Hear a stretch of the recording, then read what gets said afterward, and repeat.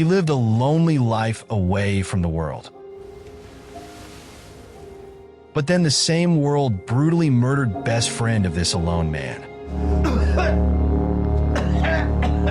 His bones were feeble, but mine was still that of elite soldier.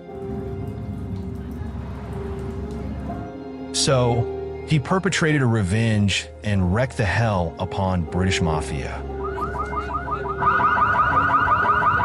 Welcome back. I don't have many subscribers, but your single comment is a ray of hope to motivate me.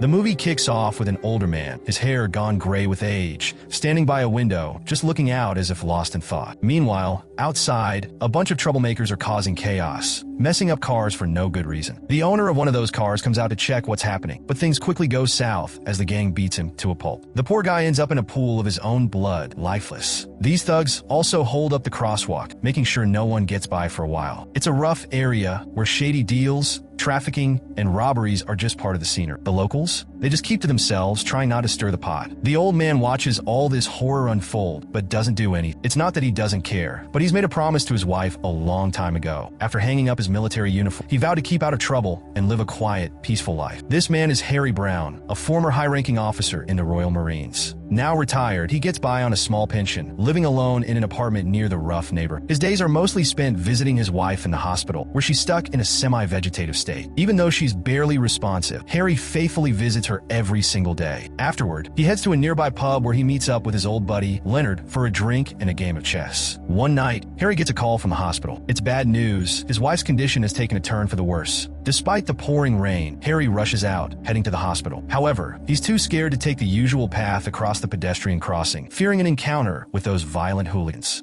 Instead, he takes a longer route, but by the time he gets there, it's too late. He's heartbroken, crying over not being able to say goodbye to his wife. The next day, Harry lays his wife to rest, tears streaming down his face. With her gone, the only person he has left to talk to is Leonard. They still meet at the pub, but things feel different. Leonard, sensing the shift, warns Harry to steer clear of Sid, the bar owner, who might be involved in some shady business. Drugs, guns, maybe even trafficking, but they can't be sure. After that, Leonard confides in Harry about how terrified he is. The thugs have been harassing him, stuffing garbage in his mailbox and slapping him around. He's had enough and even pulls out a cutlass he's been carrying for protection. Harry, worried, tries to convince Leonard to go to the police, even offering to go with. But Leonard has already been to the cops, and according to him, they're useless. They only step in after someone's been killed. With that, Leonard leaves the pub, determined but scared. That night, someone sets fire to a pile of trash outside Leonard's place. The smoke fills his home, and he barely manages to put out the fire, gasping for air as he does. The next morning, Detective Inspector Alice Frampton and her partner knock on Harry's door with devastating news. Leonard was found dead on the sidewalk. Hearing this, Harry is crushed. He blames himself for not being able to protect his friend, and the pain of losing Leonard is almost too much to bear. The detectives do manage to round up 4 suspects in Leonard's murder. One of them, Noel, has an uncle who quickly gets a lawyer involved. When questioned, all the suspects stick to the same story, not giving the cops anything to work with. They even have the nerve to mock the detectives, warning them to watch their backs. With no solid evidence, the police have no choice but to let them go. Harry, now more alone than ever, spirals into despair. With no one left to share a drink or a conversation with, he ends up drinking more than usual at the bar. As he pays his tab, a junkie watches him, unnoticed. On his way home, Harry is ambushed under a bridge by a man with a knife demanding his money. Startled but quick thinking, Harry grabs the robber's hand, turns the knife against him, and the attacker drops to the ground dead. Harry makes sure the coast is clear before quietly leaving the scene. The following morning, Detective Frampton visits Harry again to update him on Leonard's case. She spots a photo of Harry in his Marine Corps uniform and pieces together that he was once a soldier. She mentions that an antique army knife was found at the crime scene, with Leonard's fingerprints and fibers on it. Harry admits he knows about the knife. Leonard carried it for protection since the police couldn't keep him safe. Frampton, however, warns that the defense might argue Leonard's killer acted in self-defense, reducing the charge to manslaughter instead of murder. Furious, Harry kicks her out. Left alone, Harry pulls out some of his old military gear, including a trinket and a knife his wife had given. He starts plotting his revenge.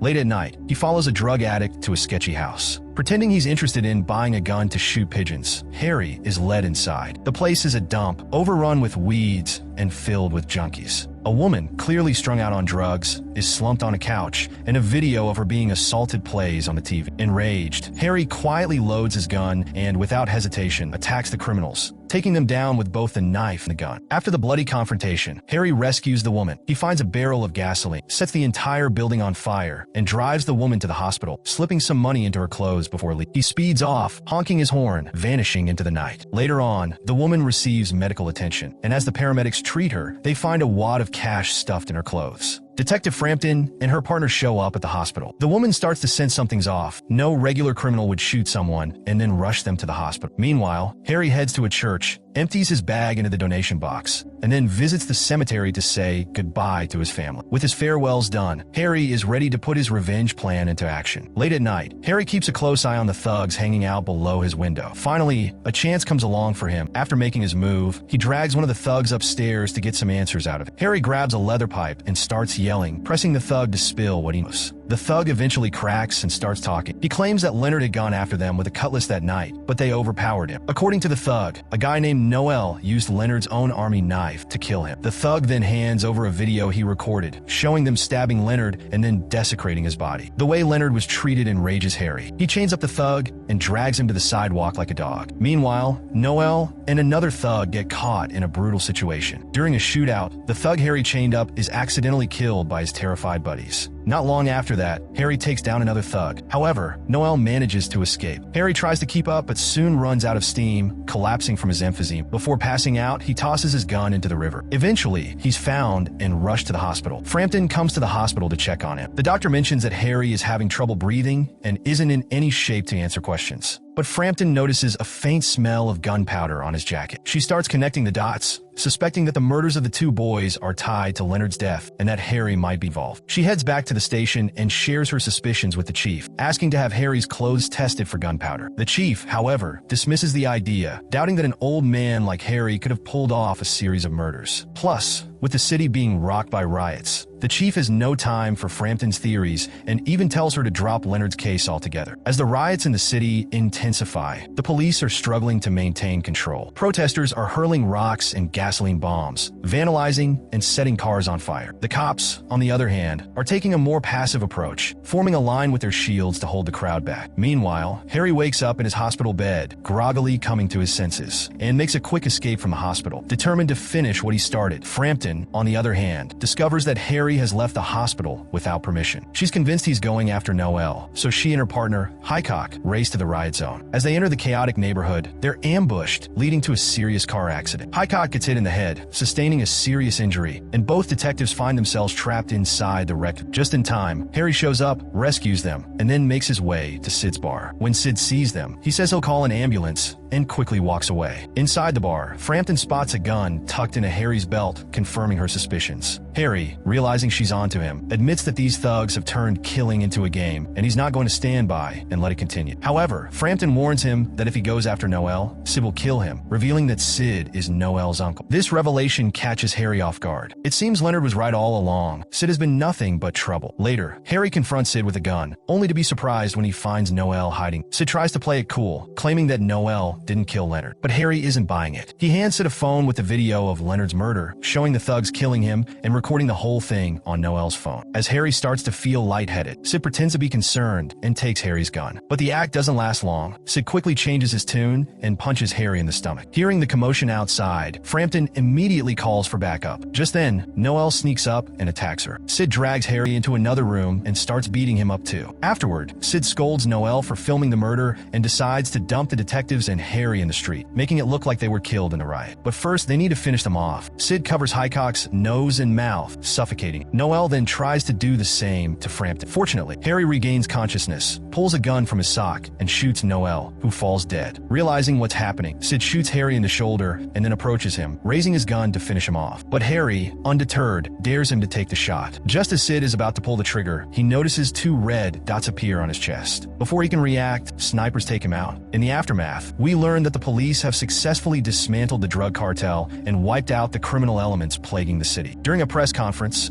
a reporter mentions rumors that a former naval commander is behind the recent vigilante killings in the troubled area. However, the police chief denies this, instead announcing that Frampton and Highcock will be awarded medals for their bravery. The movie ends with Harry strolling across a freshly painted lawn. The walkway, once covered in graffiti, is now clean. He looks around at the now peaceful and safe sidewalk and underpass, satisfied with the change.